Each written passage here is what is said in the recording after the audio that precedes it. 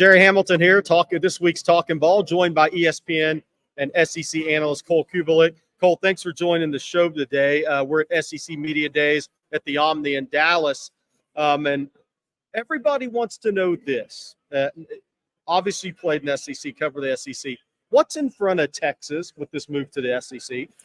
It's a tough schedule, and I think a lot of people look at either Florida's schedule or Oklahoma's schedule or Georgia's schedule and talk about how difficult it is. There's not an easy one really in the league. Some are going to be a little bit more difficult than others, and I think the thing that's going to be a little bit tricky for Texas and Oklahoma coming in is just the line of scrimmage week in, week out. It's not that they can't handle it. It's not that they don't have an understanding of what it is, but I do think it begins to take its toll as the season progresses. And then I think some of the venues, it's not one or two venues in this league. It's almost every venue is difficult to manage and handle when you're on the road. It's not just LSU and Florida. Auburn's a tough place to play. Georgia, Bama, tough to play. South Carolina's extremely underrated. Kentucky's gotten a lot better. You know, you're going to go to Williams-Bryson. It's going to be loud. It's going to be difficult. Starkville is a very tricky place to go win. Fayetteville is a tricky place to go win. So I think there's a little misconception that, when you play at Florida and they're good, when you play in Knoxville and they're good, that's tough and it's loud. It's almost every place in this league is very difficult to manage, and that can cost you a game if you're not careful. So I think that the coaching staff understands and they've recruited to meeting up the level of talent and physicality. It's just that now you're going to get it every week, and now you're going to have a difficult place to play on the road almost every time you go on. All right, before we get into more with Cole, we're going to take a second for the sponsor of Talkin Ball, and that's John Donovan and Longhorn Wealth Management Group. John is a proud Texas Ex's life member whose wife and all 6 siblings are also University of Texas graduates. The rich family tradition explains why John branded his firm Longhorn Wealth and has dedicated his firm to providing total wealth management for Texas alumni, employee, family, and friends. John's a certified financial planner who spent over 30 years providing investment, retirement, insurance, and estate planning services and solutions to Longhorn families and friends across the nation, coast to coast. So as the SEC Media Days kick off this morning, you should take the time to kick off a review of your own financial plan. So to receive a free 90-minute consultation to explore how Longhorn Wealth can help you and your family secure your own financial future, simply call Longhorn Wealth Team at 972-707-4900 or schedule an appointment online at www.longhornwealth.net. Cole, you're very familiar with Steve Sarkisian, obviously, as an OC at Alabama. I'm sure you've had conversations with Sarkisian.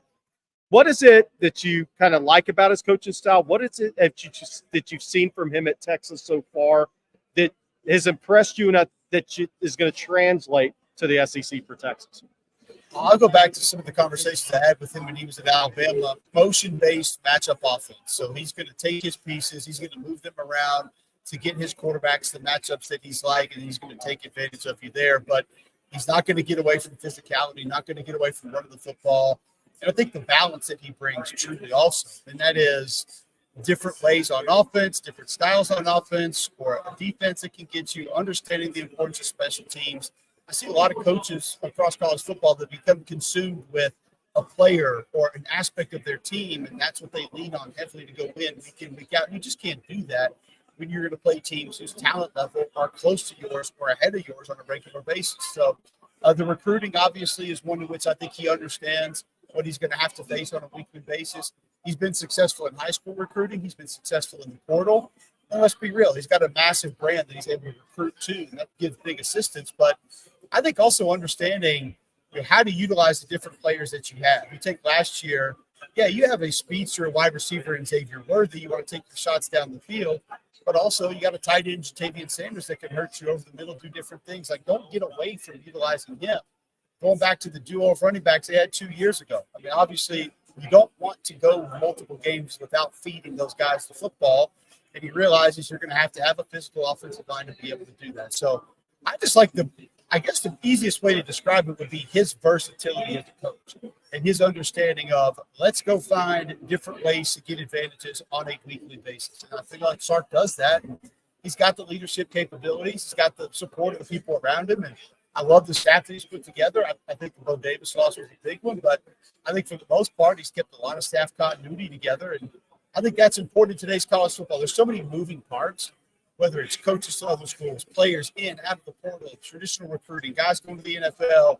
Staff continuity is something that can help you sort of stay the same on an annual basis, at least to a certain extent. And for the most part, Sark's been pretty good at maintaining it. You're very familiar with Isaiah Bond and Amari Niblack. What do you see those guys bringing to Texas? What have you seen from those guys that you like? Unfortunately, I had a sideline seat to Isaiah Bond and his catch last year in Jordan Hare Stadium. I think he's a solid player. I think he's got great speed, consistency with route running and hands, or something that's going to have to improve for him.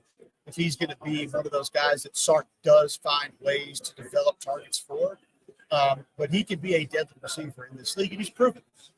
I think Amari Niblack is point blank being slept on. When you talk about a guy that can be moved around and can be a mismatch problem, specifically with how we described Sark wants to run his offense. This is a guy that's run almost 22 miles an hour on the GPS. I mean, that's quarterback speed.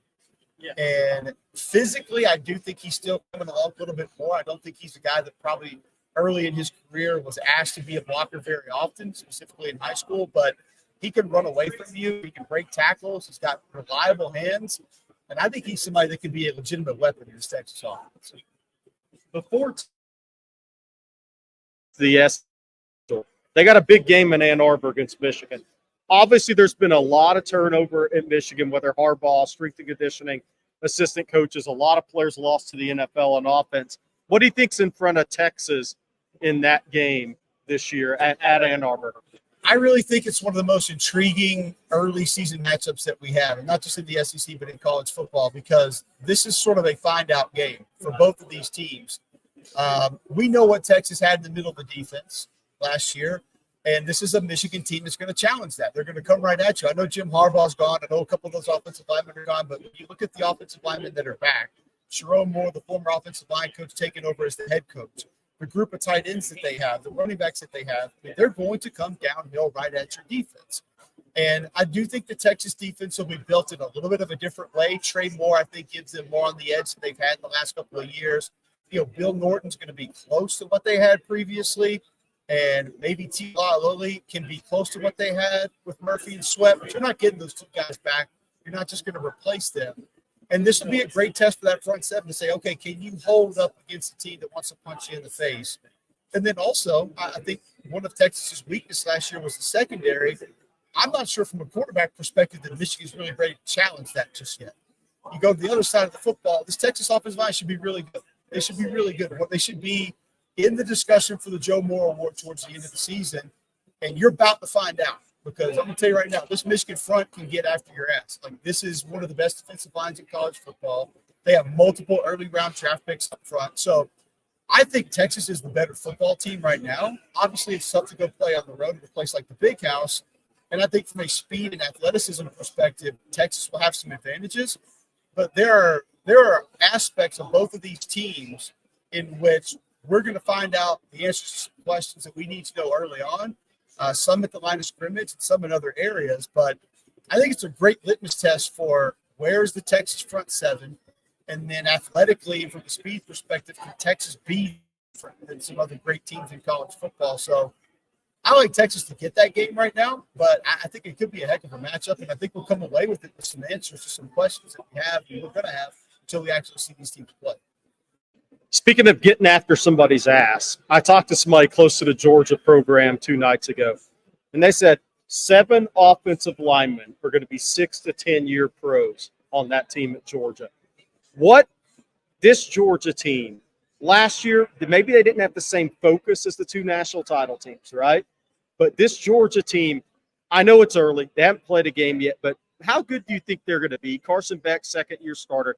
Obviously, they're very talented. They're maybe not as good on the defensive front as those great 2 national title teams were, but they can bloody your nose up front.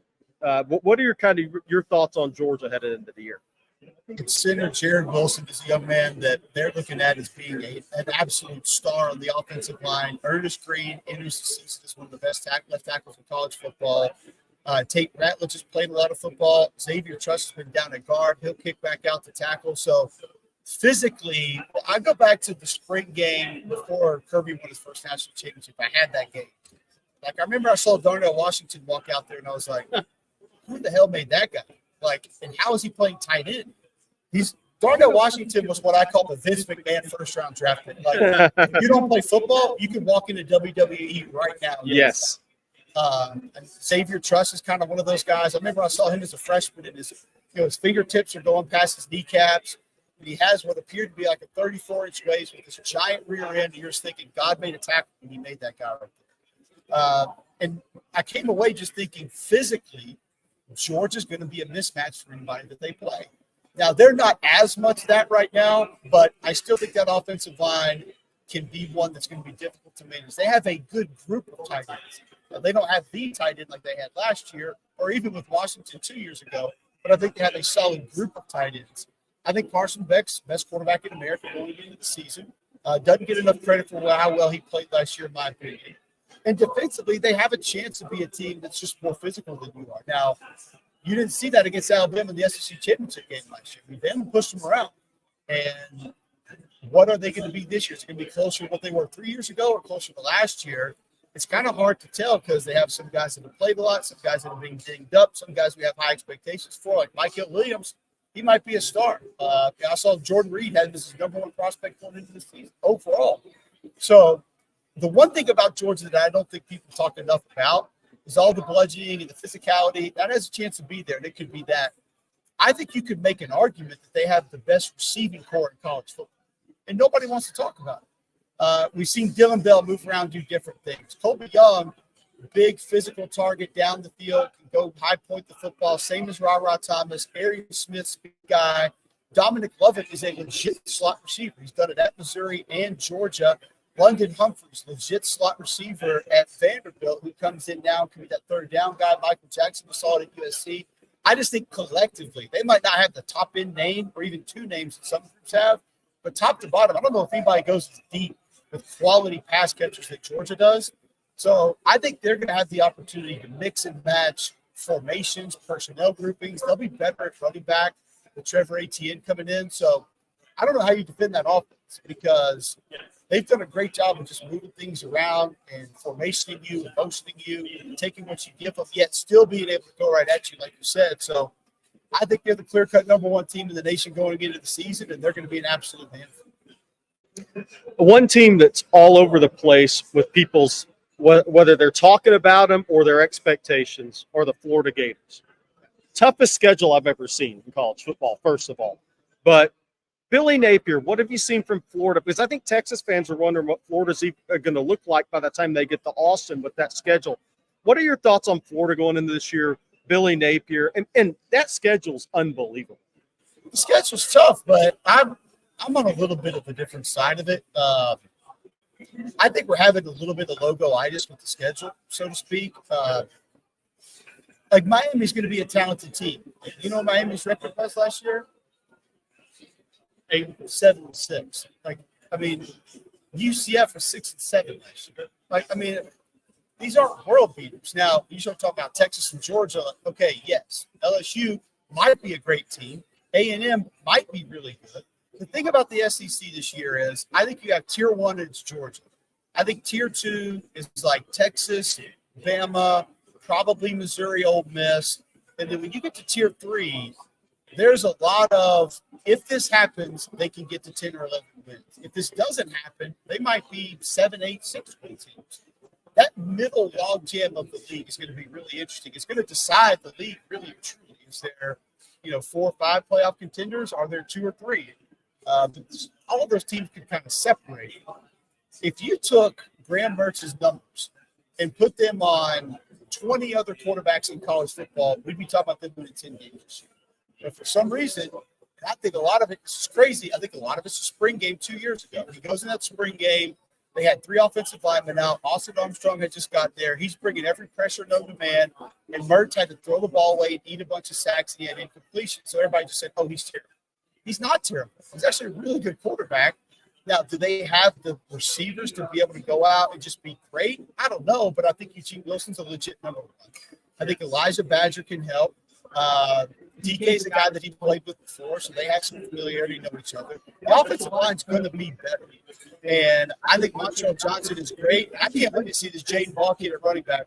He's 235 pounds and has quick feet. Like, he's got lateral quickness. He can move. So they are a ground and pound football team that is in a quarterback-friendly system that probably just needs to find ways to stretch the field a little bit more. If they can do that, the offense is going to be really good. I think the defensive line can be solid.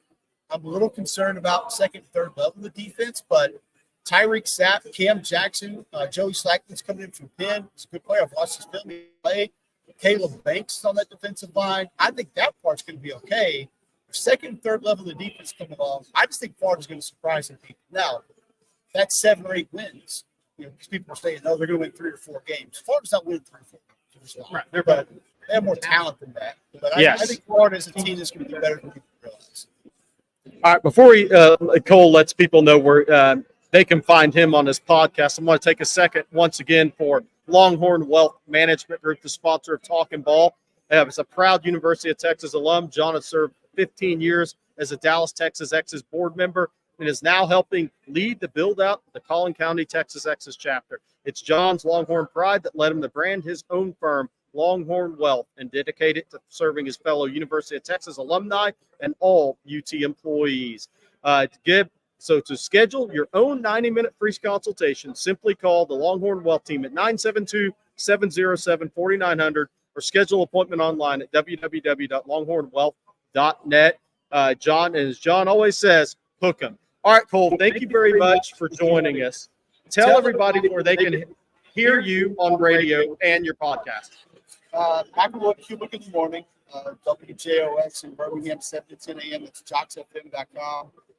Central Time, and podcast is Cube Show. We just did the Texas spring review like 2 or 3 weeks ago, so that's not very old. Still sitting there. We kind of run through what we think of them coming off the spring, heading into the summer months and going into fall. That's Apple Podcast, Spotify, wherever you get that, YouTube as well. Just Show.